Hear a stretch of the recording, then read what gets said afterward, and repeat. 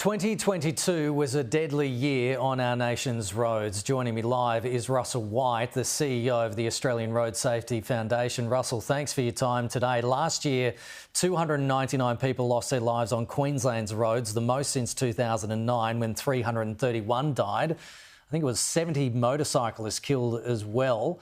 Does Queensland need a road safety campaign? What's going on here?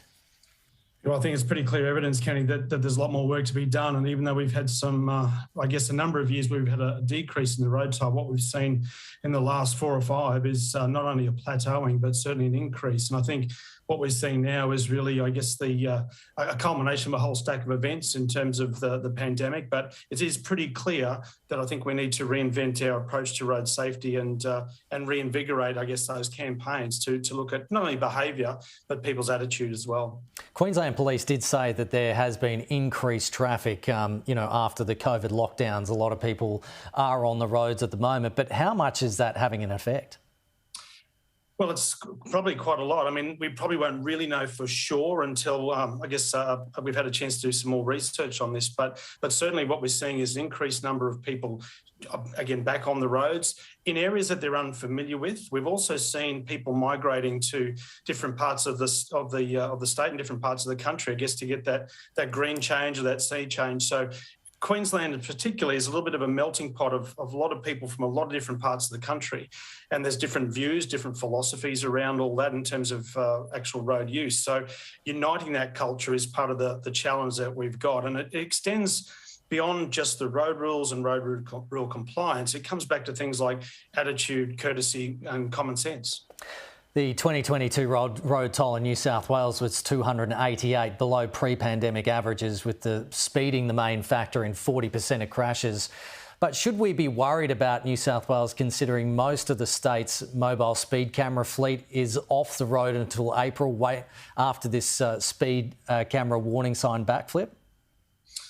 Well, I think, speed cameras are a critical part of the whole equation in terms of, not only making sure people are doing the right thing, but also making sure that people that are choosing to do the wrong thing are caught and face the consequences to that. So the cameras themselves are, again, a critical part. I would like to see more of those deployed, not only in terms of just the cameras, but I think also a higher level of visible police presence as well. If we go back historically, I think some of the things where we've made the biggest inroads into people changing their behaviour is a very visible and mobile police presence in vehicles. So yes, we do need the cameras and we do need to have them installed and working as they should be. But equally, I think we need to balance that out with a higher level of patrol enforcement as well.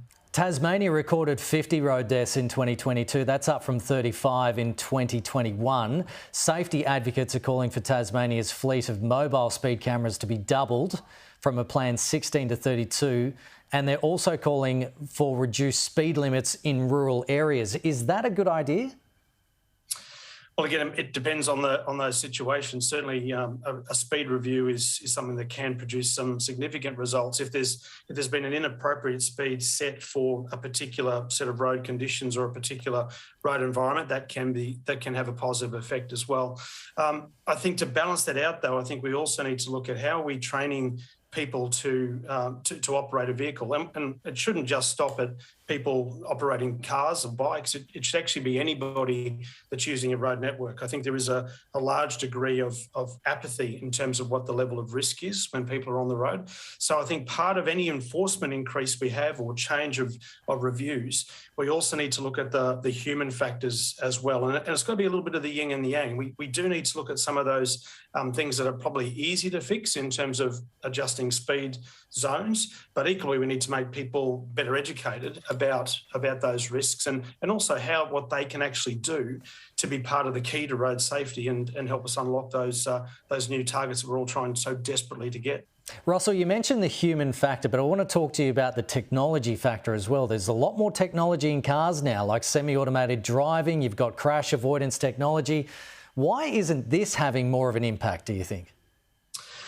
Well, again, I think whenever there's a biological or a human in control or in part of that interplay on the road, we're always going to have that human factor element. Now, fully autonomous vehicles are a considerable way off as yet.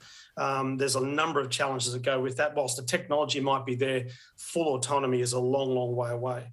But what we do have is things like lane keep assist and ABS brakes and eyesight displays that will help people or help cars recognise situations. But we've got to remember that they're not completely infallible, and they are there as a guide. They're there as an aid for the driver.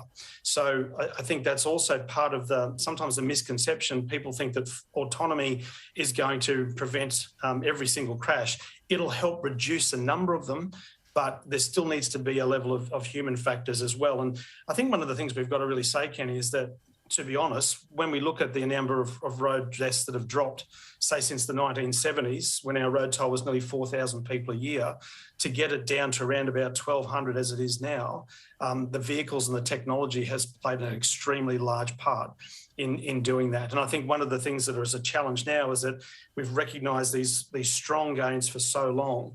Now the fact that it's levelled out is actually increasing is really a cause for major concern. Russel White, great to have you on the program. Thanks so much for coming on. Always a pleasure.